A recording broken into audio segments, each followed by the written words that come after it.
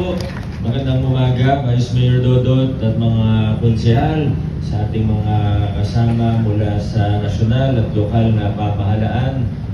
Sa ating host ngayong umaga, sakto lang po dahil importante yung announcement ng Pasig Hope Medical Center, ang dating mas kilala pa sa pangalan na Child's Hope o Children's Hospital po natin. Gaya po ng alam ng karamihan ng mga Pasigenyo ay ongoing renovation and conversion ang ating ospital para maging pangalawang general hospital para madagdagan yung mga serbisyo at kapasidad ng ating ospital sa Kapasigan. At kasama po rito sa rehabilitation and upgrading natin, expansion ng ating emergency room, kasama po rito ay kailangan po nating pansamantalang magsara ng emergency room. Gaya ng pagsara din ng nakaraan ng iba pang mga serbisyo, per floor po ginagawa yung renovation at ngayon naman po kailangan na rin ipagawa at i-upgrade ang ating emergency room. Kaya pansamantala po itong ipasasara. Sarado na po siya sa ngayon, at sa PCGH, RMC po muna dadalhin ang mga emergency cases natin. At siguro pagkatapos nito, pag pwede nang buksan ulit yung Pasig Hope Medical Center Emergency Room o ER, tsaka naman natin i-upgrade din yung sa PCGH dahil ito rin po ay for expansion na rin. So parehong emergency room ng dalawang city-run hospitals natin ay may improve, gaganda ng konti at madadagdagan ng kapasidad. Dahil alam po natin na isa ito sa pinaka challenge sa mga ospital, public and private, pero lalo na sa pampubliko, ito yung nakikita natin, kailangan talaga mataasan yung kapasidad sa mga ER natin. Kaya maraming salamat at sa mga pasyente natin, sa mga kliyente ng ospital, lalo na sa emergency cases. Pasensya na po, ito naman po ay para ma-expand ang ating kapasidad at para mapaganda ang dalawang hospital po natin. Kaya salamat sa inyong pasensya.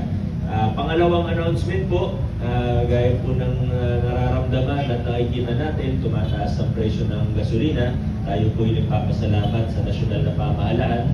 May binababa po ang Malacanang sa atin na programa sa lahat ng LGUs. Una yata sa NCR, Metro Manila, AICS o Assistance to Indigents in Crisis, Assistance to Individuals in Crisis Situations sa pamamagitan ng DSWD para po sa ating mga naghahanap buhay na drivers. So mauuna po yung tricycle drivers pero kasama rin po sa programa ang jeepney and other PUVs, kasama po ang TNVS na di gasolina at pati po ang ating mga UV. So bukas po simula na po yung official rollout po nito at nakipag-ugnayan na rin tayo sa Toro, sa iba't ibang TODA. Nasa 90 na po ang TODA sa lungsod ng Pasig. At pagkatapos naman po nito sa LTFRB, sa TPMO, at sa iba pang mga opisina, ahensya, sa mga JODA, at iba pang mga samahan ng mga driver at operator. Pero 1 per unit ang gagawin natin at para hindi po magulo dahil sa lahat po ng LGU ng NCR po gagawin ito ay per unit at magbibigay tayo pag residente ng Pasig yung driver para lang hindi magkaroon ng overlap sa ibang mga LGU. Nag-duplicate din naman ng DSWD, kaya huwag na rin pong subukan kung na mag-apply sa dalawang LGU kasi tatagal lang yung proseso kasi makikita rin naman ng DSWD, may master list database naman po sila, kaya hindi rin uubra yun kung subukan mag-apply sa dalawang LGU, madi-duplicate din po yun.